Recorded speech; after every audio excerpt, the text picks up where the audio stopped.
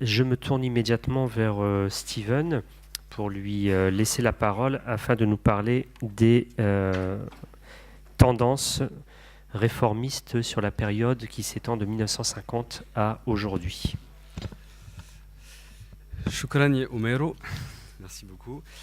Alors, mon cher collègue Mohamed Haddad a parlé effectivement de réformisme en le situant à partir du moment où il y avait une confrontation avec l'autre. Donc je vais partir de ça en fait. Pour mes travaux de recherche, je me suis confronté tout simplement à un problème. Là, je vous expose exactement pourquoi j'ai travaillé, ou comment plutôt j'ai travaillé sur ces questions.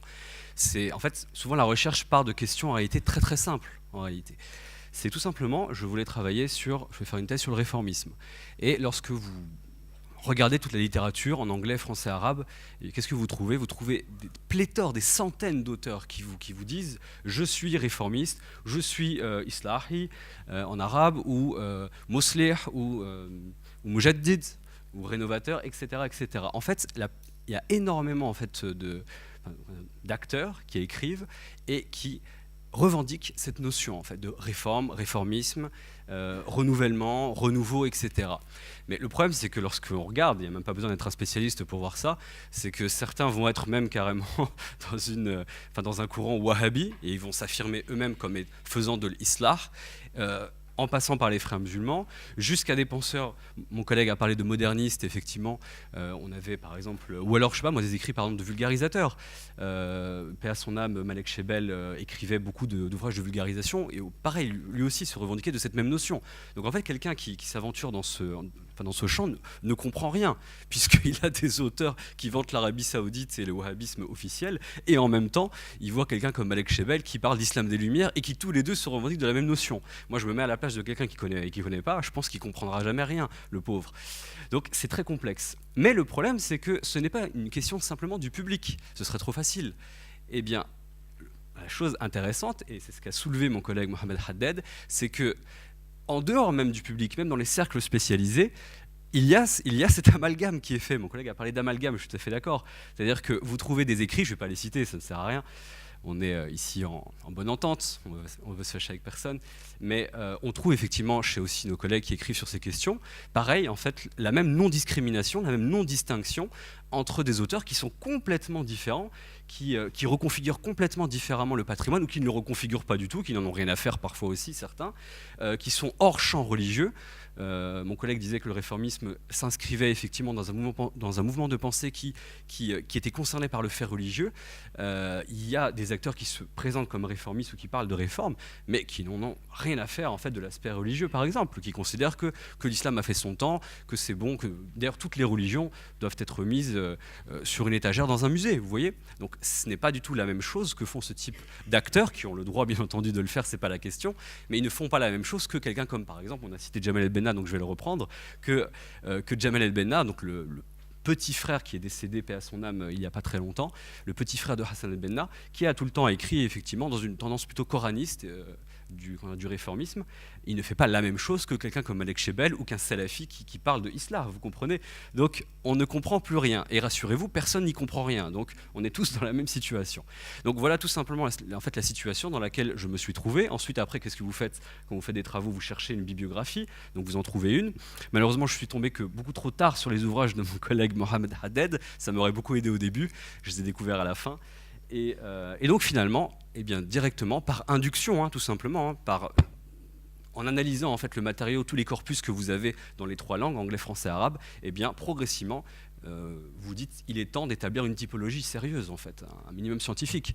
Et après, qu'est-ce que vous faites? Eh bien, vous la proposez au monde scientifique d'abord, à vos pairs, à vos collègues, et ensuite, vous cherchez à la diffuser au plus grand nombre, et vous cherchez à ce qu'on vous contredise. Pas pour l'amour de la contradiction, pour simplement, parce que la science progresse ainsi, tout simplement, par une contradiction positive, par une dialectique qui permette à nous, chercheurs, de pouvoir eh bien, affiner nos outils, vérifier ou pas d'ailleurs nos hypothèses, et c'est ainsi que la science fonctionne.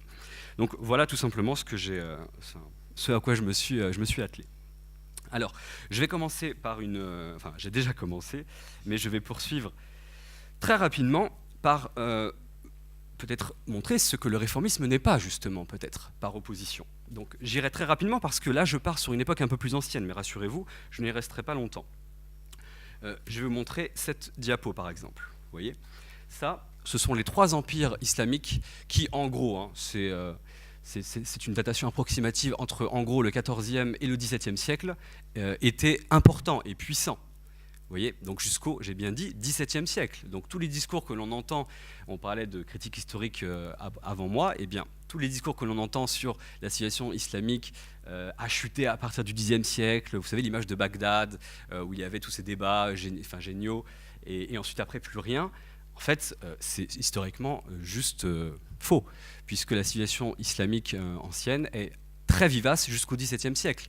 Je citerai ma référence sur cette question, parce que je ne suis pas historien médiéviste, absolument pas. C'est le grand historien américain Marshall Hodgson qui a montré ça brillamment. Pour moi, ce qu'il a produit est inégalé jusqu'à présent. Il a expliqué justement dans une série d'ouvrages en fait, qu'il avait produit que c'était un mythe de considérer que la civilisation islamique chute à partir du Xe. Et pourquoi ce mythe existe? Parce que c'est le prisme arabo-centré des Européens eux-mêmes. C'est que comme le monde arabe était plus proche de l'Europe, on avait une vision du monde musulman restreinte au monde arabe. Et par conséquent, si le monde arabe chute, on considérait en Europe que, par conséquent, le monde musulman chutait. Mais en réalité, pas du tout. Le monde musulman ne peut pas se restreindre au seul monde arabe, il est beaucoup plus vaste. Et donc, c'est cet historien qui a montré, à mon sens, ça brillamment. Il a montré que non, jusqu'au XVIIe siècle, en réalité, dans le monde islamique, il y avait une forte présence et une force de proposition. Donc ça, c'est jusqu'au XVIIe. Bon, moi, j'ai l'habitude, du coup, donc j'ai un petit peu prolongé en fait sa réflexion. Donc Empire ottoman à gauche, l'Empire safavide chiite au centre, et à droite, l'Empire sunnite mongol. Donc 3 empires musulmans importants. J'ai l'habitude, du coup, aussi de donner une petite date symbolique. Ça, en l'occurrence, c'est pour mes étudiants. Je montre cette belle peinture qui représente tout simplement le siège manqué par les Ottomans, le siège perdu par les Ottomans du siège de Vienne, en fait, hein, en actuelle Autriche. En 1683. Donc je donne une date parce que c'est toujours un peu plus intéressant d'avoir une date puis de mettre une image en fait. Hein. Donc là c'est un tableau réalisé par un peintre flamand après les événements, donc à la fin du XVIIe, qui tout simplement fête en réalité la victoire entre guillemets des chrétiens contre les Turcs ottomans musulmans. Et là, là vous le voyez malheureusement pas très bien, mais on voit effectivement que les Turcs ottomans sont défaits. Et il y a tout un ensemble de... Voilà. Donc je donne cette image pour vous montrer que jusqu'en 1683, il y a encore une vivacité très importante de la session de l'islam. Pour revenir maintenant à notre propos, parce que vous allez voir que c'est très lié. Mon collègue parlait de confrontation avec l'autre, avec l'altérité en fait, qu'on appelle très rapidement l'Occident. Et bien en fait, effectivement, à partir de là, il va y avoir une réaction très, très importante en fait, du monde musulman dans toutes ces... Et ça ne commence pas dans le monde arabe, contrairement à ce qu'on croit. Ça commence en Inde, principalement. Ça vient de l'Inde, parce qu'on sait si on étudie les historiens de cette période, du XVIIe, XVIIIe siècle. En fait, ça commence à partir de là, et effectivement, il y a des mouvements qui commencent à se mettre en mouvement, et qui disent, là, il y a un problème. Pourquoi il y a un problème? Vous savez, il y a une phrase que l'on dit très souvent en arabe, c'est une phrase qui revient tout le temps, qui signifie pourquoi est-ce que les musulmans sont en retard et les non-musulmans et les autres sont en avance, progressent. C'est une phrase qui est lancinante hein, chez tous les débats, encore jusqu'à aujourd'hui dans le monde musulman, on l'entend cette phrase. Vous voyez, en fait, ça montre qu'il y a un sentiment de crise profonde. Et du coup, comment on va réagir à cette crise? Eh bien, par une confrontation.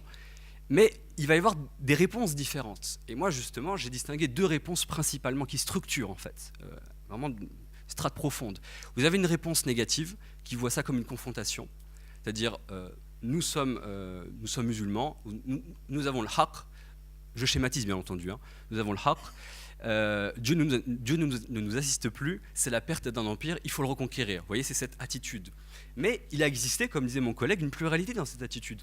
Un autre type d'attitude, et que l'on commence effectivement à voir, parce qu'on a des sources très importantes, au tout début du 19e siècle, en Tunisie, nos amis tunisiens, une grande tradition réformiste, chez notamment ce qu'on a appelé les réformistes tunisiens, qui en fait, face à cette confrontation, puisque bien entendu c'en est une, il y a des assignations, il y a tout un ensemble de choses, il y a tout simplement des guerres d'appropriation, hein, c'est du très concret, mais en même temps, on peut y répondre différemment. Eh bien, les réformistes, justement, contrairement aux premiers, vont y répondre différemment. Ils vont y répondre avec une attitude d'identité-projet, comme dit mon collègue Jean-Paul Willem. C'est-à-dire en construisant quelque chose, en disant, voilà, nous ne sommes plus comme avant, nous n'avons plus la même grandeur, mais tout simplement la science a évolué, la connaissance du monde, et bien nous allons prendre cela, puisque ça nous appartient aussi. Ce n'est pas uniquement le hikmah dalatul mu'min, vous connaissez le dicton, al hikmah dalatul mu'min, et donc nous allons reprendre effectivement ce qui est la sagesse d'autres nations pour l'intégrer à notre paradigme religieux et re-questionner par la même occasion le turath, c'est-à-dire le patrimoine islamique. Ça, c'est une autre attitude qui n'est pas dans la confrontation première, mais qui est plutôt dans la reconfiguration positive de quelque chose de clairement nouveau, mais qui n'est pas non plus en rupture avec l'ancien, contrairement à ce qu'on croit souvent.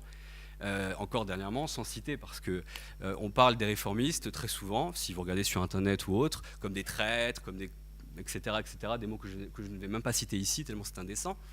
En réalité, contrairement à ce qu'on croit, ce n'est pas du tout en fait leur positionnement. C'était des gens qui étaient tout à fait conscients, qui étaient fiers d'être, ils le sont, fiers d'être musulmans, appartenir à leur ère culturelle ou géographique ou les deux, et qui tout simplement voulaient apporter une solution clairement à l'islam. C'est le discours des acteurs. Hein. Nous on n'invente rien, observateurs. C'est le discours des acteurs. Ils veulent que l'islam soit fort, et donc ils reconfigurent leur propre tradition, mais parfois oui, de manière très critique. Et là, très souvent, les arguments qui reviennent chez les auteurs réformistes, c'est que ils vont réutiliser comme ce qu'ont fait les anciens, qui ont pris les sciences de leur époque, et comme aujourd'hui les sciences elles ont développé, on va reprendre les sciences les plus récentes, linguistique, anthropologie historique, biologie, physique, etc., etc. Donc vous voyez, ce sont deux attitudes différentes. La première, je l'ai qualifiée de revivaliste, pour la distinguer justement, parce que je disais ce que le réformisme n'est pas. Eh bien la première, je l'ai qualifiée de revivalisme. Pourquoi ? C'est un emprunt, c'est un anglicisme de l'anglais revival, et ça désigne tout simplement effectivement cette volonté de retour à quelque chose qui est très connu aujourd'hui, qui est devenu la norme dans les milieux musulmans pratiquants, le retour au salafus salih, aux pieux prédécesseurs. Mais ce qu'on oublie en fait, ce qu'on oublie très souvent, c'est que cette attitude de retour aux pieux prédécesseurs qu'on considère aujourd'hui être la norme dans les milieux musulmans pratiquants du monde entier, ça ne l'était pas il y a encore 80 ans, c'était autre chose. On avait une conception de la norme qui était différente. Ce qu'on mettait dans le mot sharia, il y a 80 ans, chez par exemple ces auteurs réformistes ou même Al-Azhar, n'est plus ce que l'on met aujourd'hui derrière le mot sharia, chez par exemple des militants des frères musulmans en Europe, ou en Égypte ou ailleurs, on ne sait pas. Vous voyez, en fait, ça a changé. Et ça a changé pas de manière bisounours, c'est tout simplement un conflit, c'est une lutte, c'est une concurrence entre les groupes de l'islam, parce que chacun veut avoir le monopole du discours religieux dans le monde musulman. Et il y a une grande...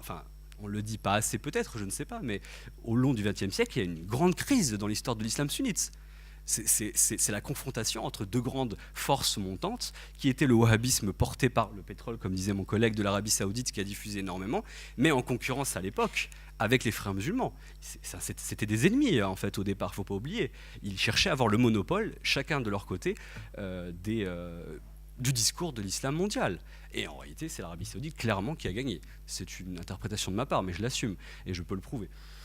Bref, donc maintenant, à partir du moment où on a défini ce que le réformisme n'est pas, vous voyez la différence d'attitude profonde, on peut maintenant du coup, après avoir déblayé cela, dire ce qu'il est. Et pour cela, rappelez-vous ce que je vous ai dit au début, avec cet immense corpus à disposition, eh bien, tout simplement, on établit des critères, tout simplement. Alors, je dis tout simplement, ça n'a pas été simple, mais il a fallu établir des critères. En fait, je vais vous en proposer 5. Je vais essayer de donner des exemples à la fois, pour chacun assez compréhensibles, et je vais essayer de faire vite. Premier critère, tout simplement, ça va être la conscience de la crise profonde. Ça, j'ai pas besoin en fait de rester là-dessus, puisque vous l'avez déjà bien compris, et je l'ai, à mon sens, bien exposé. Le sentiment de crise, il est là, bien entendu. Alors, vous allez me dire, mais c'est partagé par d'autres groupes de l'islam, bien entendu, le sentiment de crise profonde. Vous allez trouver, même dans les milieux des frères musulmans, des gens qui considèrent, bien sûr que nous sommes en crise, et nous sommes là pour y remédier. Ils vont en tenir ce discours, oui. Mais en réalité, ce qui se passe, c'est que tout dépend comment on le fait. Les réformismes vont le faire d'une certaine manière. Les critères que je vais vous énoncer sont tous interdépendants. C'est ça qu'il ne faut pas oublier aussi. Les 5 vont ensemble. Il ne faut pas avoir simplement un. Donc, premier élément, conscience d'une crise profonde. Alors là, ça a une conséquence pratique. C'est qu'on va sortir justement du retour au salafus salih. C'est-à-dire que les réformistes, dans leur grande diversité, vont effectivement, certains parler de retour au salafus salih, mais ils vont prendre que certains éléments. Ils ne vont surtout pas s'y cantonner. Ils vont avoir une plus grande liberté pour puiser ailleurs. Et l'exemple que je donne très souvent, c'est l'exemple de Malek Ben Abi, en fait, lorsqu'il parle de la période post-Almohades. Il considère que jusqu'à la période almohade, l'assignation de l'islam apporte quelque chose. Après, ça se discute. Vous voyez, donc ça c'est une étude, c'est un exemple hein, parmi des centaines d'autres qu'on pourrait trouver sur le fait que voilà, un penseur dans cette orientation-là va puiser ailleurs que dans les salafus salars. Il va élargir son champ. Deuxième élément, c'est la normativité de la religion. Ça c'est fondamental. C'est-à-dire que là, on va justement pouvoir mettre de côté tous les penseurs qui considèrent que la religion, c'est à mettre dans le placard. Ça ne veut pas dire qu'ils n'ont pas leur légitimité. Quelqu'un comme Mohamed Harkoun a énormément apporté. Il a forgé des concepts qui nous guident aujourd'hui, clairement. Mais lui, par exemple, son projet n'était pas un projet réformiste. Il ne voulait pas reconfigurer une tradition religieuse pour qu'elle soit encore efficace aujourd'hui. Vous voyez ? Non, lui, il considérait qu'il fallait dépasser ça. Qu'il fallait à la fois dépasser la modernité ouest européenne et dépasser en même temps aussi les religions en général. Il était en dehors en fait, de toutes ces questions. Mais il a apporté des concepts qui peuvent aider les réformistes et de manière plus générale les musulmans qui voudraient bien effectivement lire son œuvre. Troisième élément, c'est la position d'ouverture vis-à-vis de l'altérité. Bon, ça pareil, j'ai pas besoin de rester dessus, vous l'avez compris, c'est tout simplement l'ouverture sur l'autre. Mais c'est déjà impliqué par ce que j'ai déjà dit. Donc une vision positive de l'altérité.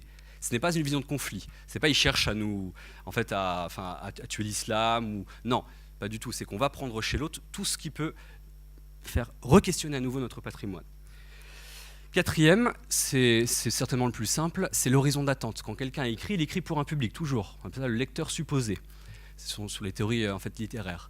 Eh bien, les réformistes, prioritaires, c'est pour ça que le mot prioritaire est en italique, ils visent prioritairement un public musulman. Ils ne visent pas les médias prioritairement, même s'ils peuvent faire les deux. Quelqu'un comme Tarek Oubrou vient d'écrire un livre qui s'appelle ce que vous ne savez pas sur l'islam. Il visait les deux, public, presse, personnes non musulmanes et aussi musulmans. Mais dans son œuvre, il s'oriente principalement, prioritairement vers les musulmans. Et c'est logique, puisqu'il veut changer les représentations de ses coreligionnaires sur une tradition religieuse. Donc c'est logique que prioritairement, son œuvre s'oriente vers les musulmans. Et en l'occurrence, lui, les musulmans pratiquants. Dernier critère, c'est la maîtrise certaine du langage du patrimoine classique. Le mot langage, je l'ai emprunté aux linguistes, c'est pas dans le sens tout simplement la langue, c'est tout ce qui fait cette tradition en fait. C'est-à-dire l'histoire de ces institutions, sa langue aussi bien entendu, parce que le Turath de l'islam il est en arabe principalement, un peu en persan mais surtout en arabe, et par conséquent, oui, pour reconfigurer une tradition, il faut la connaître. Et pour la connaître, il faut connaître son langage. Et là, je fais un rapprochement. Des fois il est un peu mal pris, mais peu importe. Je pense qu'il est très pertinent. C'est que vous avez dans une autre religion un phénomène très similaire, je trouve, qui est le mouvement du judaïsme libéral. Le judaïsme libéral rencontre, enfin je trouve, je l'ai un petit peu étudié en amateur, il est passé vraiment par des étapes très proches. Et par exemple, dans le judaïsme libéral, les grands penseurs du 19e siècle en Allemagne, de ce courant-là, qui l'ont fondé, jamais il leur été concevable qu'ils ne maîtrisent pas l'hébreu. C'est juste impossible. Pour faire avancer une tradition aussi structurée, aussi ancienne et aussi codifiée, il faut une maîtrise, sinon un minimum, sinon c'est pas possible. Je pense que pour l'islam c'est pareil. Ça c'est une hypothèse de ma part, hein. Bien sûr mais c'est une hypothèse de ma part. Voilà, je vous remercie. Je ne vais pas m'étaler sur le reste, sur les tendances, on en reparlera certainement dans les débats, parce que le réformisme il est pluriel, bien entendu, il y a des tendances différentes. Voilà, je vous remercie de votre attention. Shukran li husni istimaikum.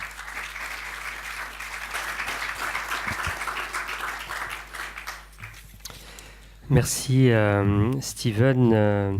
Vous présentez 5 critères pour le réformisme contemporain. Nous aurons certainement l'occasion d'en discuter avec les invités, avec le public ultérieurement.